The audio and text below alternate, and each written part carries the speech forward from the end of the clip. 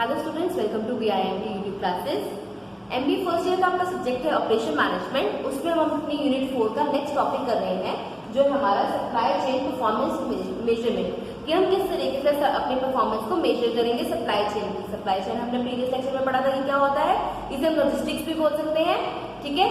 तो इसकी परफॉर्मेंस को हमने किस तरीके से मेजर करना है, तो इसमें हमारे दो मेन कैटेगरीज होती है जिसके थ्रू हम परफॉर्मेंस को मेजर कर सकते हैं, क्वालिटेटिव या quantitative.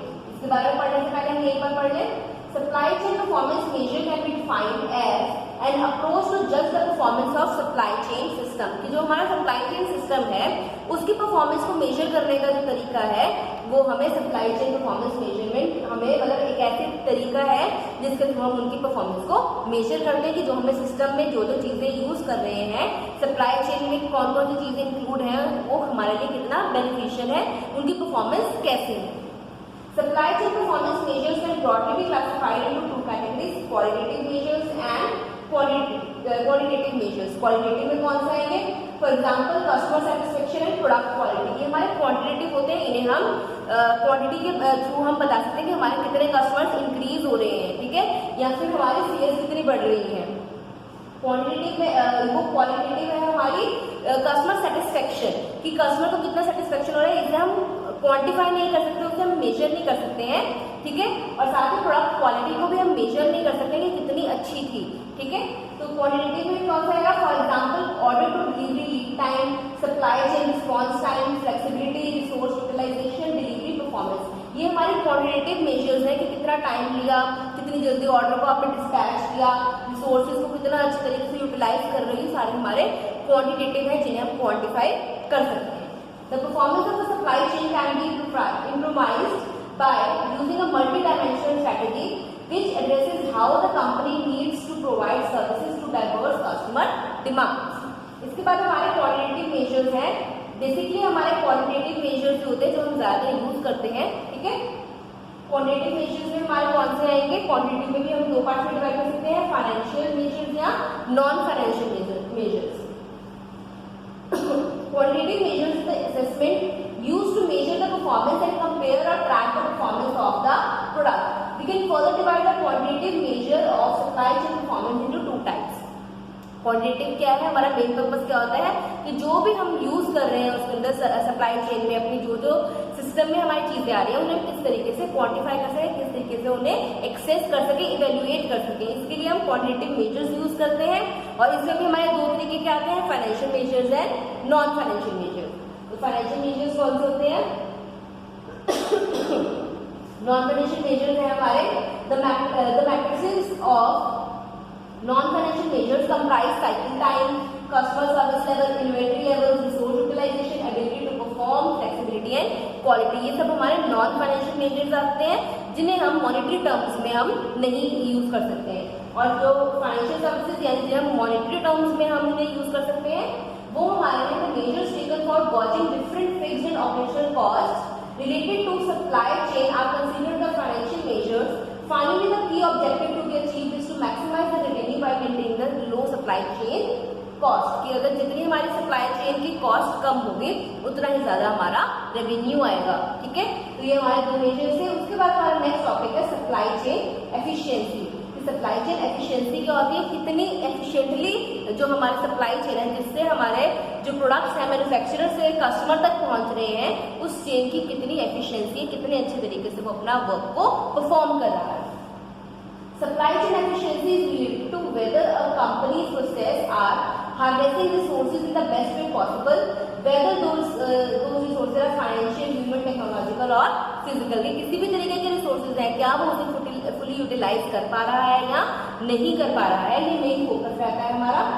5 ways to improve supply chain efficiency। कौन से 5 ways है जिससे हम अपनी एफिशिएंसी को इम्प्रूवाइज कर सकते हैं? Communicate efficiently, train your workforce comprehensively, increase information sharing and visibility, analyze information to meet customer needs, nurture innovation in partnership। ये ऐसे टेक्निक्स है जिसके थ्रू हम अपनी सप्लाई चेन की एफिशिएंसी को इम्प्रूव कर सकते हैं, इंक्रीज कर सकते हैं। नेक्स्ट जो टॉपिक आ रहा है वो है रिवर्स सप्लाई चेन। ये एक इम्पॉर्टेंट टॉपिक है रिवर्स सप्लाई चेन का। ये कई बार एग्जाम्स में आ जाता है कि रिवर्स सप्लाई चेन क्या होता है। रिवर्स सप्लाई चेन क्या होता है? It stands for all operations related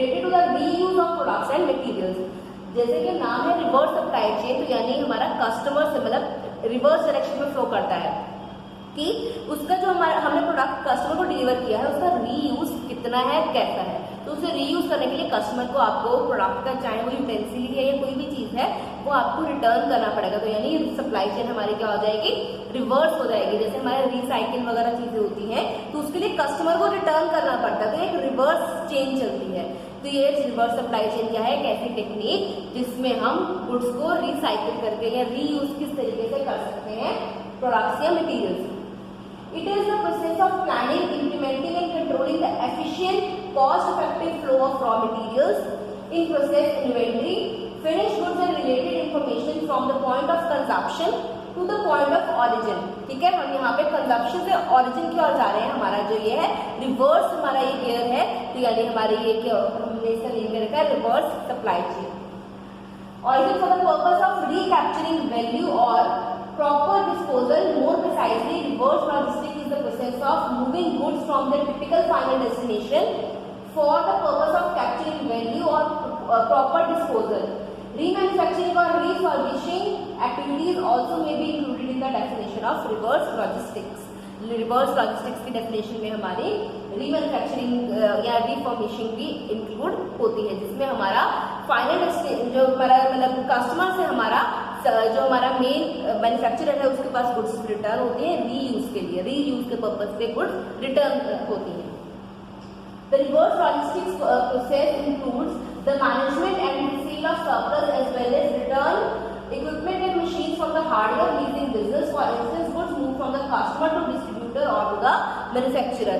कि जो हमारे गुड्स है कस्टमर से डिस्ट्रीब्यूटर और फिर मैन्युफैक्चरर तक पहुंच रही है, तो यानी हमारा ये रिवर्स सप्लाई चेन का example.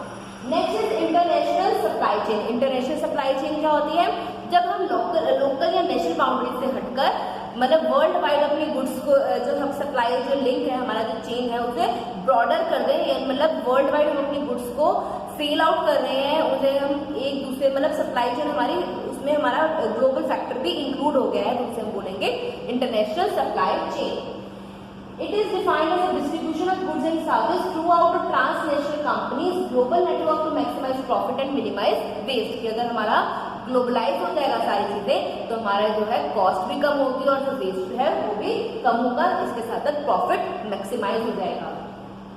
Essentially, global supply chain management is the same as supply chain management, but it focuses on companies and organizations that are transnational। मतलब दो या दो से ज्यादा जब नेशंस आपस में मिलकर कोई बिजनेस करते हैं उनकी सप्लाई चेन आपस में इंटरकनेक्टेड है, that is called the international supply chain या फिर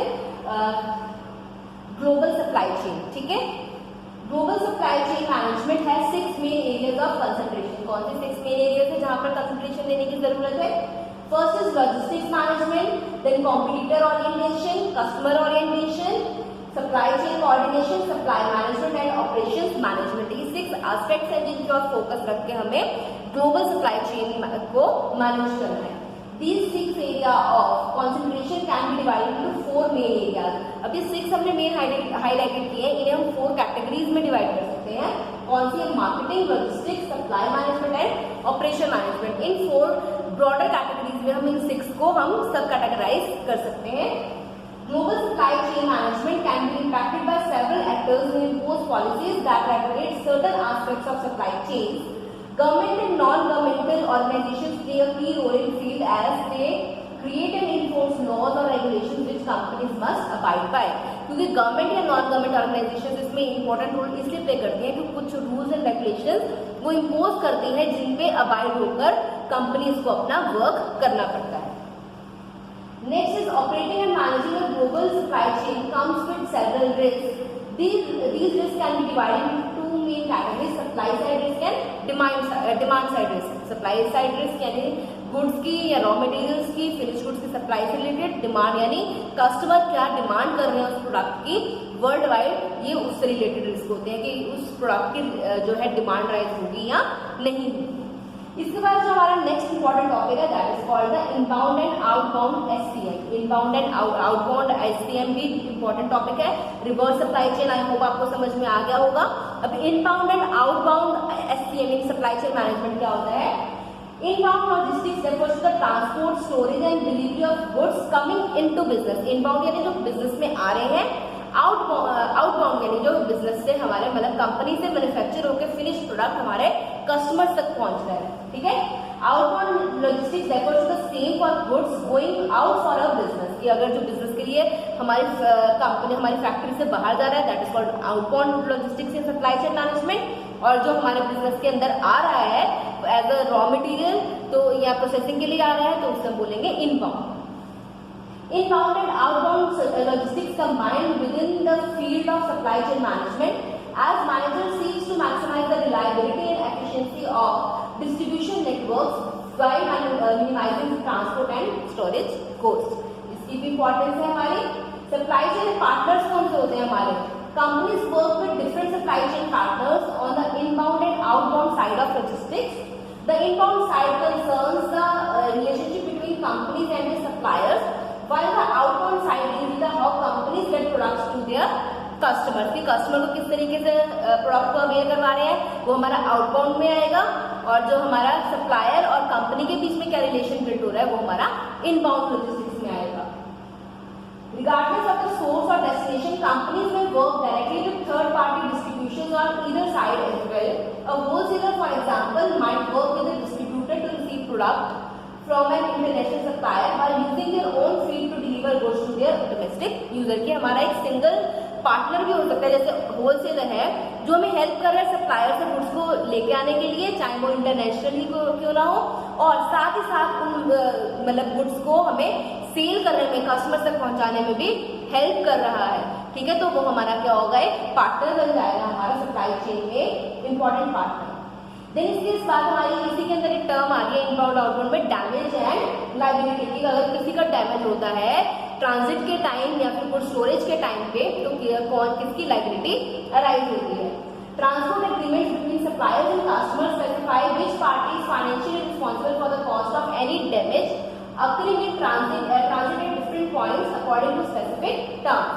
For example, free on board shipping term specifies that the recipient, the one on the inbound side of logistics, is responsible for the shipping cost after the shipment is loaded onto a transport carrier or when it reaches the specified location। कि अगर हम free on board shipping की बात करें, जो inbound category में जो हमारा आएगा पर्सन रिसिप्टेंट जो रिसीव कर रहा है गुड्स को, he is the person liable for any loss, any damage और anything, he is the person responsible for मतलब सेफ साइड, इसका किस तरीके से हमें स्टोर करना है, ट्रांसपोर्ट किस तरीके से करना है, ही is the person only responsible for all of this. Next जो इसके अंदर है tools and materials. Tools and materials में क्या है, inbound logistics cover anything that your company orders from suppliers, which can include tools, raw materials and office equipment in addition to inventory, कि हमारे इसके अंदर tools, raw materials, equipment, inventory सब चीजें include होती हैं।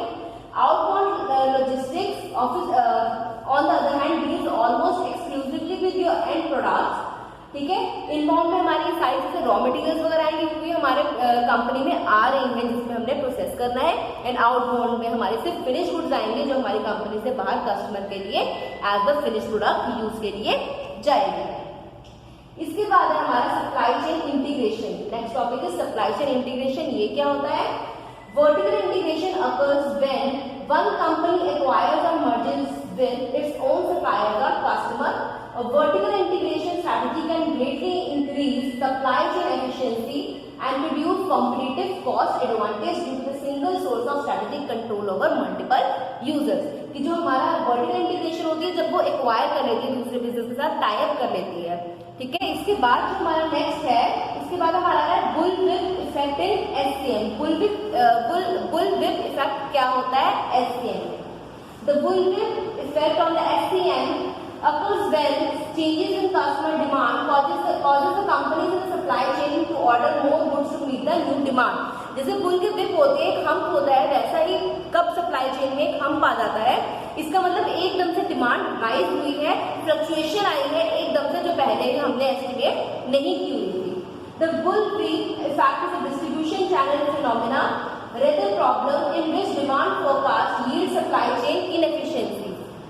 This mostly happens when retailers become highly reactive to customer demand and in turn intensify expectations around it. This result into inefficient asset collection and high inventory fluctuations moving down in the supply chain.